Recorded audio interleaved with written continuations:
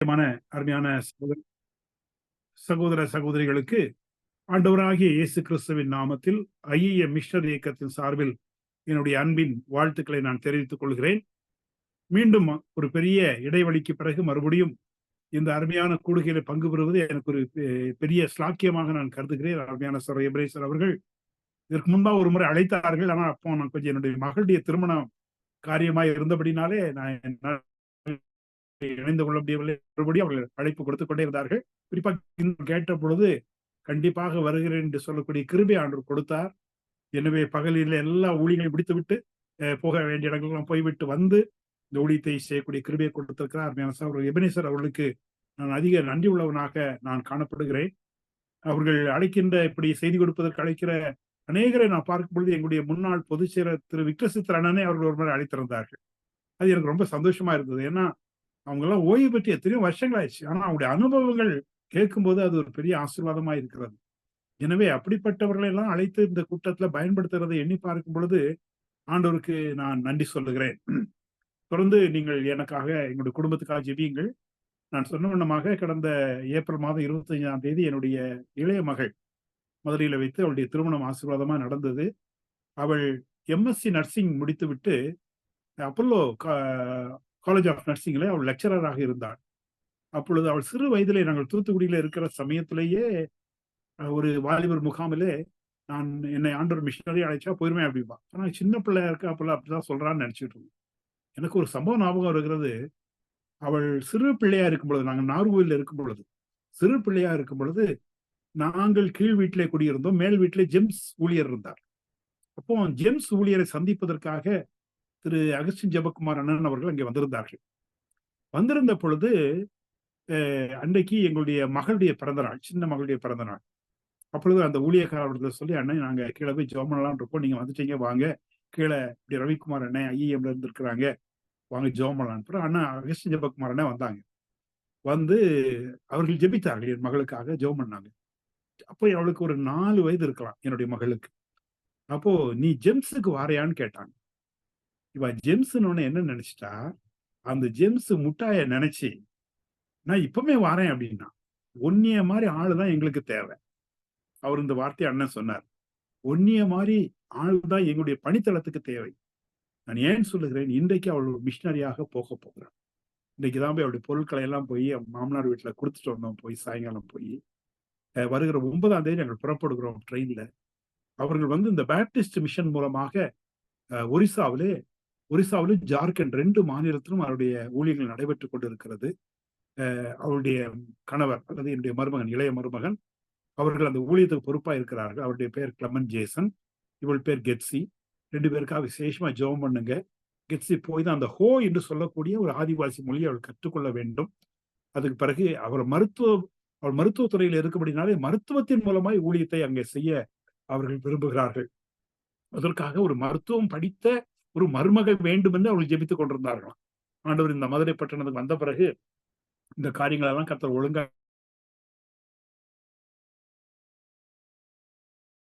கொடுத்து கர்த்தர் இந்த காரியத்தை செய்தார் என்று சொல்லி நம்புகிறோம்.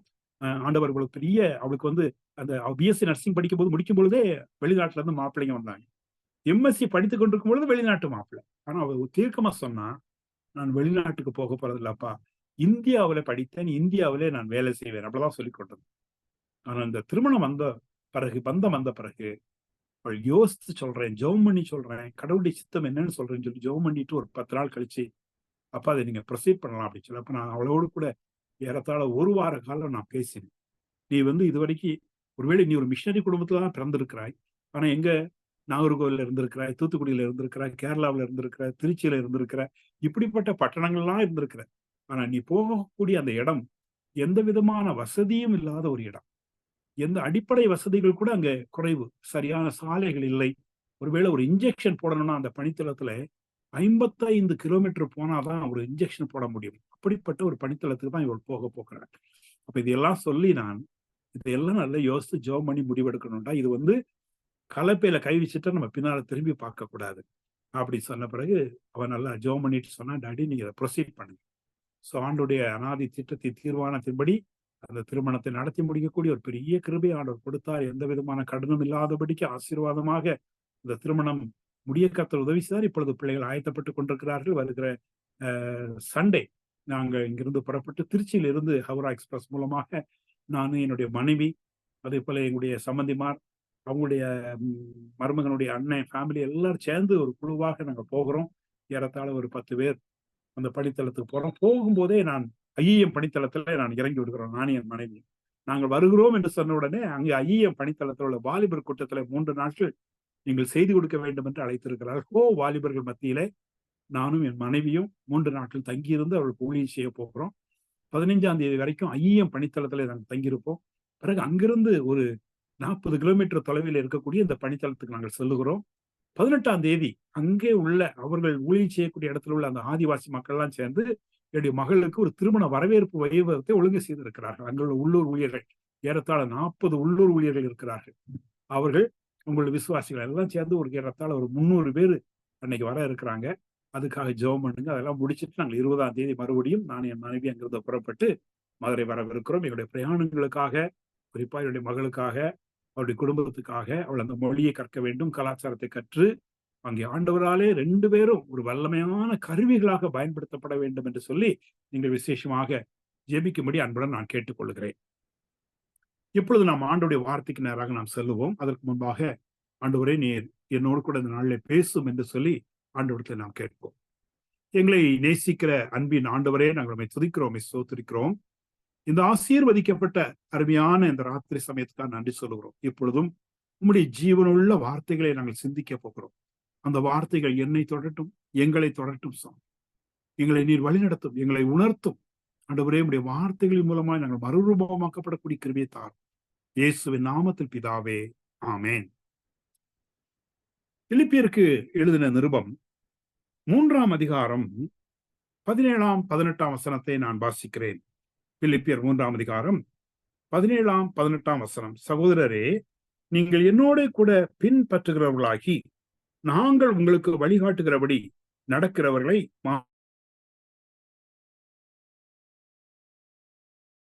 மாதிரியாக நோக்குகிறேன். நடக்கிறார்கள். அவர்கள் கிறிஸ்துவின் சிலுவைக்கு பகைஞர் என்று உங்களுக்கு அநேகம் தரம் சொன்னேன், இப்பொழுதும் கண்ணீரோடும் சொல்கிறேன் என்று சொல்லி அப்போஸ்தலனாகிய பவுல் பிலிப்பியருக்கு எழுதுகின்ற பொழுது இந்த வார்த்தையை சொல்லுகிறார். இந்த 2 வார்த்தைகள், இந்த 2 வசனங்கள், 17 வசனத்தை பார்க்கும் பொழுது நாங்கள் எப்படி ஆண்டவரை பின்பற்றுகிறோமோ அப்படியே நீங்கள் பின்பற்றுங்கள் என்கிற ஒரு நேர்மறையான ஒரு கருத்தை சொல்லுகிறார். ஆனால் 18ஆம் வசனத்துக்கு வருகின்ற பொழுது நாம் எப்படி இருக்கக்கூடாது என்பதை குறித்து சொல்கிறார். ஏனெனில் அநேகர் வேறு விதமாய் நடக்கிறார்கள். அவர்கள் கிறிஸ்துவின் சிலுவைக்கு பகைஞர் என்று உங்களுக்கு அநேகம் தரம் சொன்னேன், இப்பொழுது கண்ணீரோடும் சொல்லுகிறேன் என்று சொல்லி பாரத்தோடு ஒரு காரியத்தை சொல்கிறார். ஒரு சிலருடைய வாழ்க்கை வித்தியாசமாக இருக்கிறது. அந்த வாழ்க்கையை நாம் ஒரு காலம் என்ன செய்து விடக்கூடாதாம், பின்பற்றி போய்விடக்கூடாது என்று சொல்கிறார். இது தற்கால கிறிஸ்தவத்துக்கு ஒரு ஏற்ற வார்த்தையாக இருக்கும் என்று சொல்லி நான் நம்புகிறேன். இந்த பகுதியை பார்க்கும் பொழுது அவர் எச்சரிக்கிறார், பிலிப்பிய சபையை அவர் எச்சரிக்கிறார். நாம் எப்படிப்பட்ட மக்களை நாம் பின்பற்ற வேண்டும், யாரை பின்பற்ற வேண்டும், யாரை பின்பற்றக்கூடாது என்று சொல்வதை பார்க்கிறோம். இன்றைக்கு ஒருவேளை நம்முடைய திருச்சபையின் வாலிபர்கள், நம்முடைய கிறிஸ்தவ வாலிபர்களை நாம் எடுத்து பார்க்கும் பொழுது அவர்கள் அநேகரை பின்பற்றுவதை பார்க்கிறோம். சில ஊழியக்காரர்களை கூட பின்பற்றாங்க. நல்ல ஊழியக்காரர்களை பின்பற்றுவதில் எந்த தவறும் கிடையாது. நல்ல தலைவர்களை பின்பற்றுவதில் எந்த தவறும் கிடையாது. ஆனால் இன்றைக்கு சில காரியங்களை நாம் பார்க்கும் பொழுது அவர்கள் தவறாக போய்விடுகிறார்களோ என்கிற எண்ணம் இருக்கிறது. கிறிஸ்தவ ஜீவியம் போல இருக்கிறது, ஆவிக்குரிய வாழ்க்கையை போலதான் இருக்கிறது.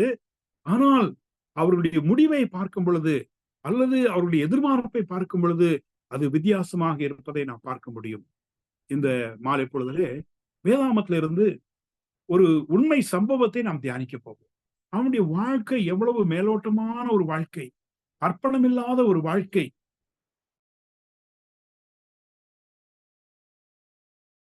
என்பதை நாம் பார்க்கிறோம். அதற்கு ஆதாரமாக நாம் எதை எடுத்துக்கொள்ளலாம்?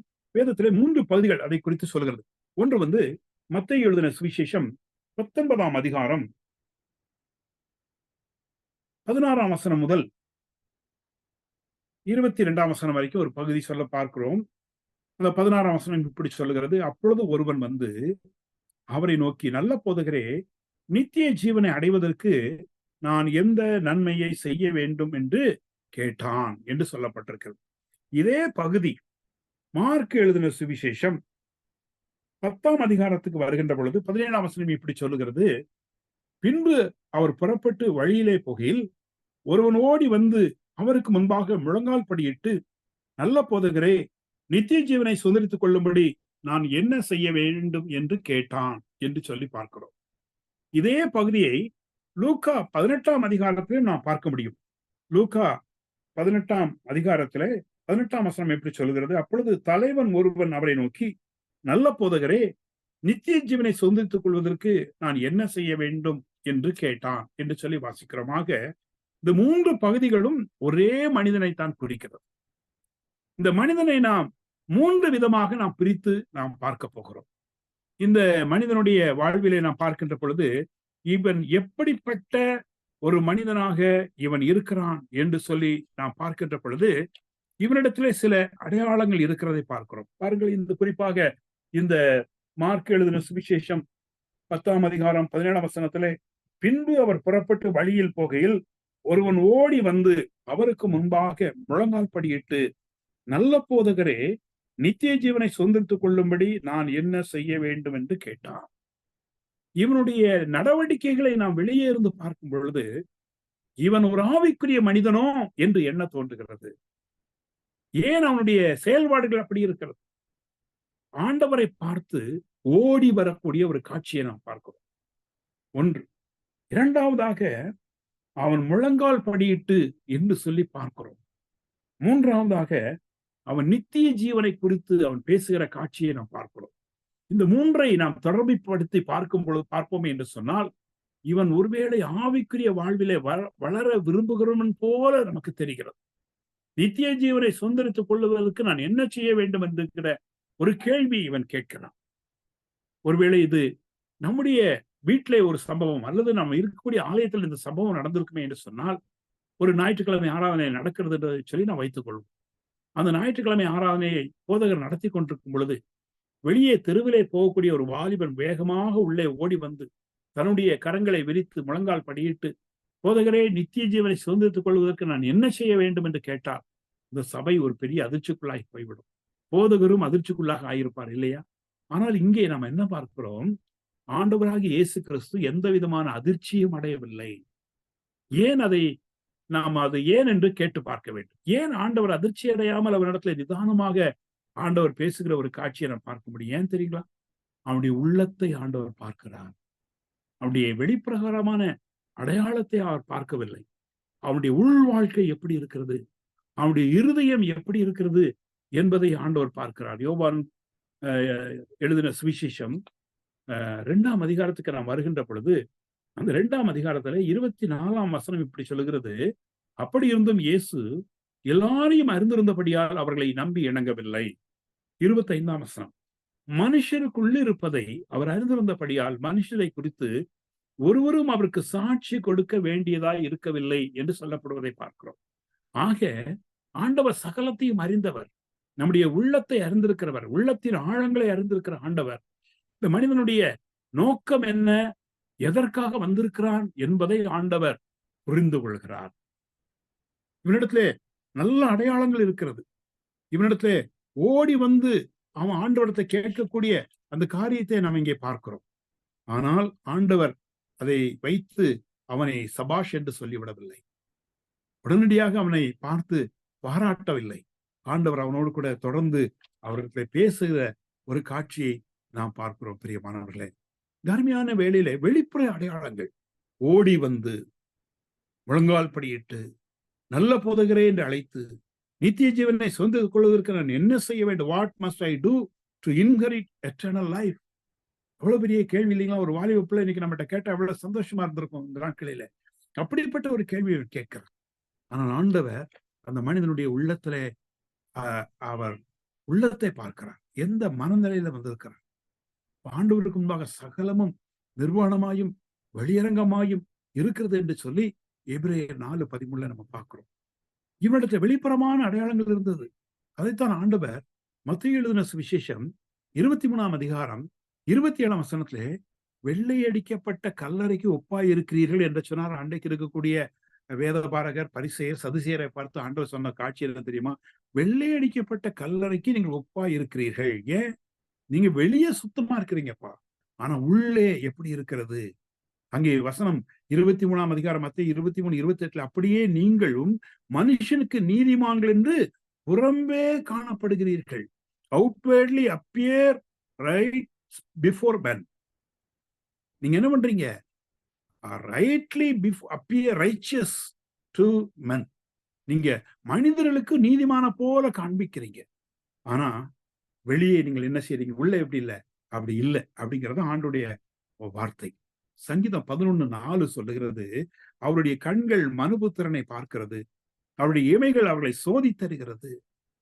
நீதிமொழிகள் 21:2 சொல்லுகிறது, கர்த்தரோ இருதயங்களை நிறுத்து பார்க்கிறார். சங்கீதம் 139:2 சொல்லுகிறது, என் உட்கார்தலையும் எழுந்திருக்கிறதையும் நீர் அறிந்திருக்கிறீர், என் நினைவுகளை தூரத்தில் இருந்து அறிகிறீர். இந்த மனுஷன் பக்கத்துல வந்து முழங்கால் படியிட்டு, நல்ல போதகரே நித்திய ஜீவனை சொந்தத்துக்கு என்ன செய்ய வேண்டும் என்று கேட்டார். ஆனா ஆண்டவர் தூரத்துல வரும்பொழுது அவனுடைய மனதை புரிந்து கொண்டு விட்டார். எந்த நோக்கத்தோடு இந்த வாலிபன் வந்திருக்கிறான் என்பதை ஆண்டவர் அறிந்து கொண்டார். பாருங்க, தொடர்ந்து அந்த மார்க் எழுதின சுவிசேஷம் 10ஆம் அதிகாரத்திலே பேசுகின்ற பொழுது அங்கே 19ஆம் வசனத்துல ஆண்டவர் சில காரியங்களை சொல்லுகிறார். என்ன சொல்லுகிறார்? விபச்சாரம் செய்யாதிருப்பாயாக, கொலை செய்யாதிருப்பாயாக, களவு செய்யாதிருப்பாயாக, பொய்சாட்சி சொல்லாதிருப்பாயாக, வஞ்சனை செய்யாதிருப்பாயாக, உன் தகப்பனையும் உன் தாயையும் கனம் பண்ணுவாயாக என்கிற கற்பனைகளை அறிந்திருக்கிறாயே என்றார் என்று சொல்லப்படுவதை நாம் பார்க்கிறோம். இதே மத்தேயு 19ஆம் அதிகாரத்துக்கு நாம் வருகின்ற பொழுது அங்கே ஆண்டவர் என்ன சொல்கிறார் பாருங்கள். 17ஆம் வசனத்திலே, நீ ஜீவனில் பிரவேசிக்க விரும்பினால் கற்பனைகளை கைக்கொள் என்றார் என்று சொல்லி இன்னும் ஒரு கூடுதலான தகவலை மத்தேயு எழுதி வைத்திருக்கிறார். அப்போ அவன் ஆண்டவரை பார்த்து கேட்கிறான். மத்தேயு 19ஆம் அதிகாரம் 18ஆம் வசனத்திலே அவன் அவரை நோக்கி எவைகளை என்று கேட்டான். அதற்கு இயேசு, கொலை செய்யாதிருப்பாயாக, விபச்சாரம் செய்யாதிருப்பாயாக, களவு செய்யாதிருப்பாயாக, பொய்சாட்சி சொல்லாதிருப்பாயாக, உன் தகப்பனையும் உன் தாயையும் கனம் பண்ணுவாயாக, முன்னிடத்தில் நீ அன்பு கூறுவது போல பிறனிடத்திலும் அன்பு கூறுவாயாக என்பவைகளையே என்றார் என்று சொல்வதை ஆண்டவர் இங்க ஒரு வழிமுறையை அவனுக்கு காண்பித்து கொடுக்கிறார். பாருங்க, ஆண்டவர் சொல்லுகிறார், நீ ஜீவனில் பிரவேசிக்க விரும்பினால் கற்பனைகளை கைக்கொள். Keep the commandments. ஆண்டவர் சொன்னார். அவன் அவரை நோக்கி எவைகளை கேட்கிறான்? எல்லா கற்பனையும் 10 கற்பனை இல்லைங்களா? நம்ம யாத்திராகமம் 20ஆம் அதிகாரத்துல நம்ம அதை பார்க்க முடியும். அப்போ ஆண்டவர்கிட்ட அந்த கற்பனைகள் 10 கற்பனைகள் இருக்கிறது. மோசேக்கு ஆண்டவர் சீனா மேலையில கொடுத்த கற்பனைகள். சரி, அதுல என்னென்ன கற்பனையெல்லாம் ஆண்டவர் சொல்கிறார் பாருங்க. 6வது கற்பனையை சொல்றார், கொலை செய்யாதிருப்பாயாக. 7வது கற்பனை, விபச்சாரம் செய்யாதிருப்பாயாக. 8வது கற்பனை, களவு செய்யாதிருப்பாயாக. 9வது கற்பனை, பொய்சாட்சி சொல்லாதிருப்பாயாக. 5வது கற்பனை, உன் தகப்பனையும் உன் தாயையும் கனம் பண்ணுவாயாக. இப்போ இன்னொரு சூழ்நிலையில ஆண்டவரத்துல கற்பனைகளில பிரதான கற்பனை எது என்று ஒருத்தர் கேட்பார். ஆண்டவர் தான் இந்த பதிலை தான் ஆண்டவர் அங்கே சொல்லுவார். உன்னிடத்தில் நீ அன்பு கூறுவது போல பிறனிடத்து அன்பு கூறுவாய் என்பவைகளையே என்றார் என்று சொல்லி நம்ம அந்த 19ஆம் வசனத்தை பார்ப்பது போல ஆண்டவர் அதை சொல்லுவார். அதைத்தான் ஆண்டவர் அந்த வாலிபனிடத்திலே சொன்னார். அப்போ இந்த கற்பனைகளை கைக்கொண்டேன் என்று சொல்லுகின்ற பொழுது அவன் ஒரு அருமையான பதிலை வச்சிருந்தான். பார்த்துக்கோங்க, என்ன பதில்? 20ஆம் வசனத்தை பாருங்கள். மத்தேயு 19:20 அந்த வாலிபன் அவரை நோக்கி, இவைகளை எல்லாம் என் சிறு வயது முதல் கை கொண்டிருக்கிறேன், இன்னும் என்னிடத்தில் குறைவு என்ன என்றான். அவன் என்ன நினைத்து கொண்டான்? நான் பரிபூரணமா இருக்கிறேன், என்னிடத்துல எந்த பழுது கிடையாது, குறைவு கிடையாது. நீர் என்னென்ன ரெக்குவயர்மெண்ட்ஸ் வைத்திருக்கிறீரோ எல்லாவற்றையும் நான் ஃபுல்ஃபில் பண்ணி விட்டேன், நிறைவேற்றி விட்டேன். இனி என்ன என்கிட்ட குறைவு இருக்கு அப்படிங்கிற மாதிரிதான் அவன் கேட்கிறான். எல்லாவற்றையும் நான் செய்திருக்க போதுகிறே, இவைகள் எல்லாம் என் சிறு வயது முதல் கை கொண்டிருக்கிறேன். All these I have observed from my youth. ஆங்கில வேதாவும் அப்படிதான் சொல்லுகிறது. நியோ டெட்டோஸ் அப்படிங்கிற ஒரு கிரேக்க வார்த்தை. அப்படின்னா இளம் வாலிபர்கள் என்று சொல்லி அதை பொருட்படுத்தலாம். அப்போ இவனிடத்துல ஒன்றை நாம் புரிந்து கொள்கிறோம், மோசேயினுடைய நியாயப்பிரமாணத்தை இவன் அறிந்தவன். அல்லது வேத அறிவுள்ளவன் ஒண்ணு. இரண்டாவது, அந்த பாரம்பரியங்களை கை கொள்ளுகிறவன் என்று சொல்லி நம்ம இதை பொருள்படுத்தலாம்.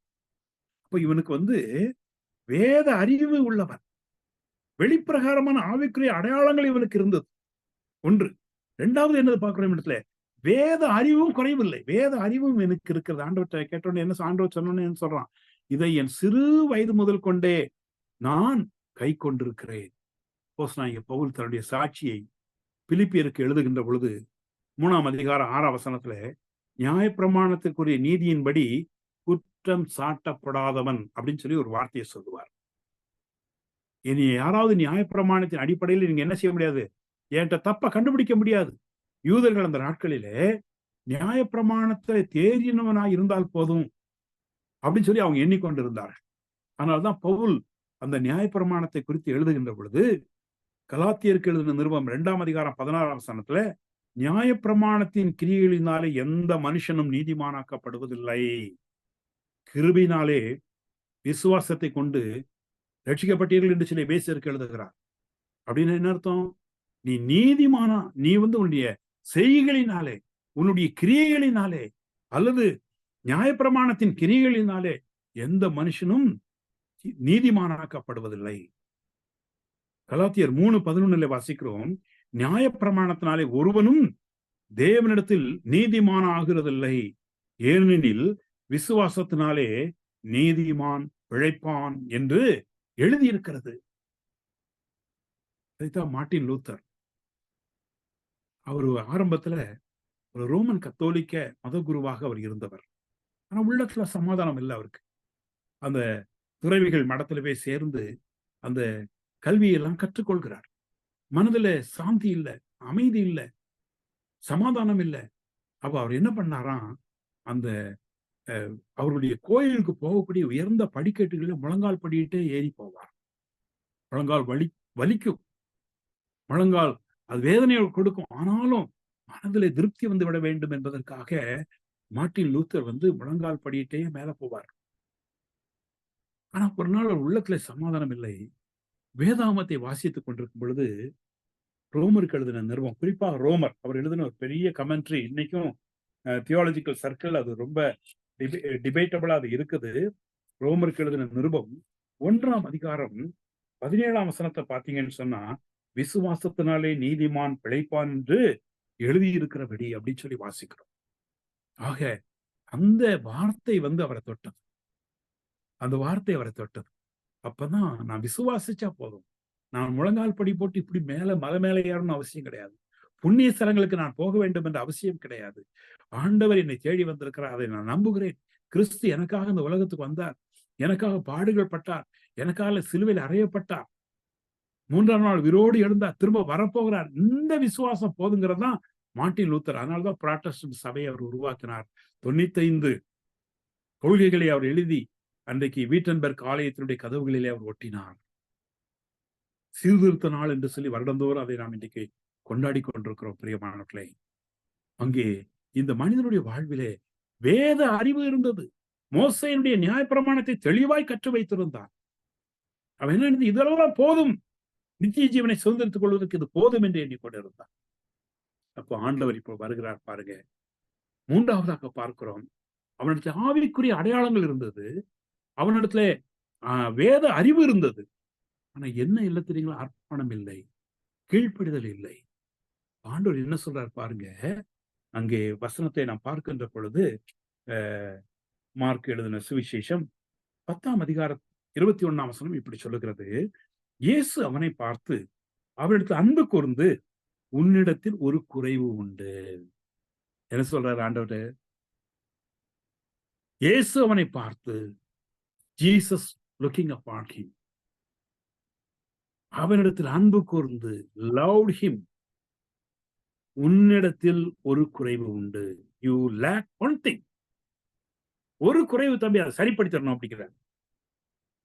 என்ன அப்போ ஆண்டவர் அவன் பார்க்கறான், மேலே கீழே பார்க்கறான், இன்னும் நான் என்ன செய்யணும் அப்படின்னு சொல்லிட்டு ஆண்டவர் என்ன சொல்றா தெரியுமா? உன்னிடத்தில் ஒரு குறைவு உண்டு, நீ போய் உனக்கு உண்டானவைகள் எல்லாம் விற்று தரித்திரருக்கு கொடு, அப்பொழுது பரலோகத்திலே உனக்கு பொக்கிஷம் உண்டாயிருக்கும். பின்பு சிலுவையை எடுத்துக்கொண்டு என்னை பின்பற்றி வா என்றார். அப்படி சொல்லி பார்க்கும். ஆண்டவர் இங்க ஒரு நிபந்தனையை வைக்கிறார். எப்ப இன்னும் ஒரு காரியத்தை நீ செய்ய வேண்டும். என்ன செய்யணும் தெரியுமா?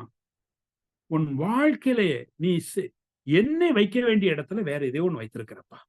அது என்னது? ஆஸ்தி. அந்த ஆஸ்தியை நீ என்ன பண்ண வேண்டும்? அதை விற்று தரித்திரருக்கு கொடு. இப்ப நமக்கெல்லாம் ஒரு கேள்வி வரலாம்.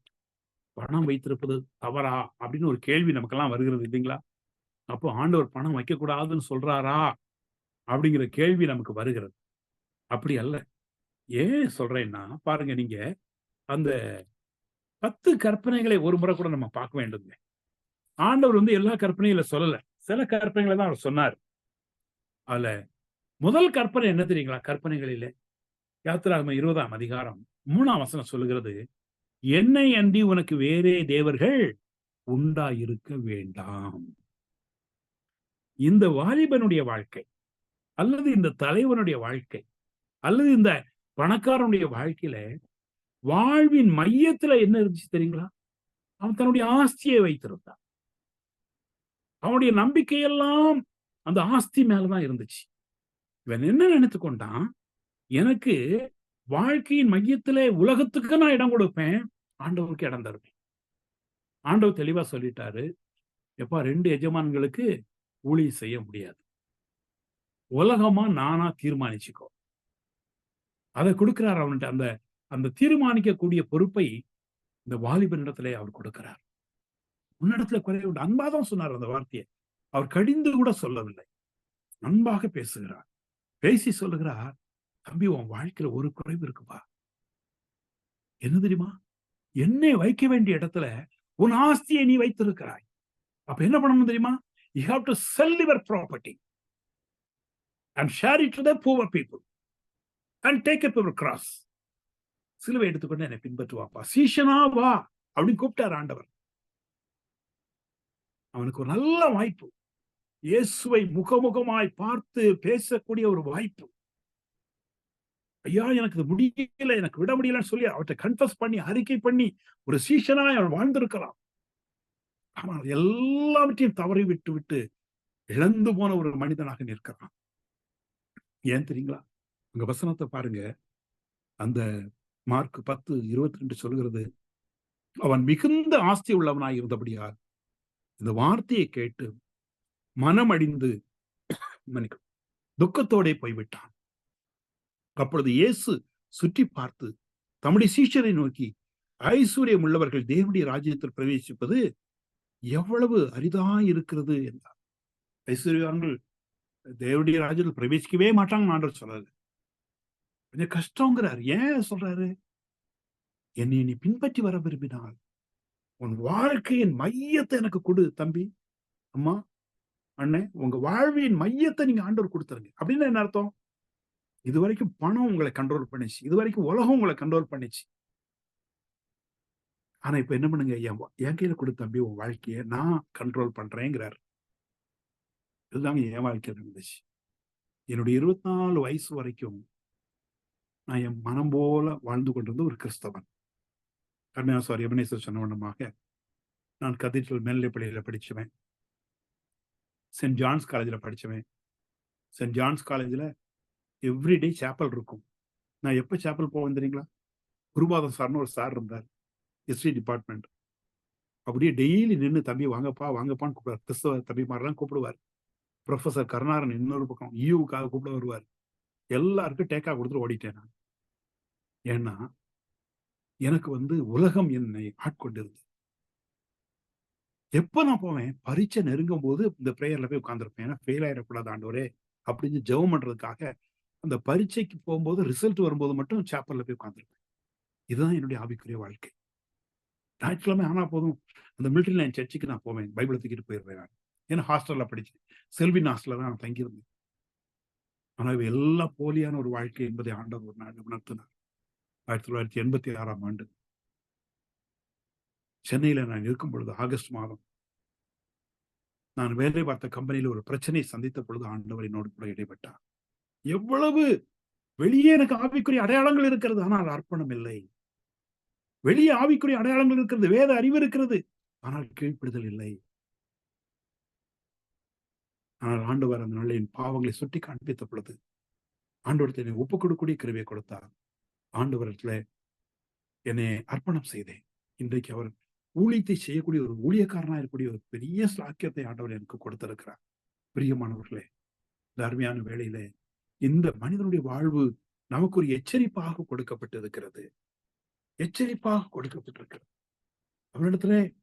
அவனிடத்துல ஆவிக்குரிய அடையாளங்கள் இருந்தது, வேத அறிவு இருந்தது. ஆனால் வாழ்வின் மையத்தை ஆண்டவருக்கு கொடுக்க விருப்பமில்லை. எனவேதான் துக்கத்தோடு கூட அவன் திரும்பி போய்விட்டான். ஆண்டோடைய வார்த்தை சொல்லுகிறது, முதலாவது தேவனுடைய ராஜ்யத்தையும் அப்படி நீதியும் தேடுங்கள், அப்பொழுது இவைகளெல்லாம் உங்களுக்கு கூட கொடுக்கப்படும் என்று சொல்லப்பட்டிருக்கிறது. பில்லி கிரஹாம் என்கிற தேவனுடைய மனிதன் எழுதின ஒரு புஸ்தகத்தில் இப்படி சொல்லுகிறார், நாம் பதுக்கி வைப்பதற்காக உருவாக்கப்பட்ட தொட்டிகள் அல்ல, பகிர்வதற்காக உருவாக்கப்பட்ட வாய்க்கால்கள் என்று சொல்லி அவர் சொல்லுகிறார். நாம் பதுக்கி வைப்பதற்காக உருவாக்கப்பட்ட தொட்டிகள் அல்ல, பகிர்வதற்காக உருவாக்கப்பட்ட வாய்க்கால்கள் என்று சொல்லி அவர் சொல்லுகிறார்.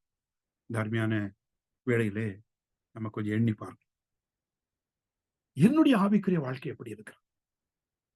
நான் எதற்காக ஆண்டவரிடத்தில் நான் போகிறேன்?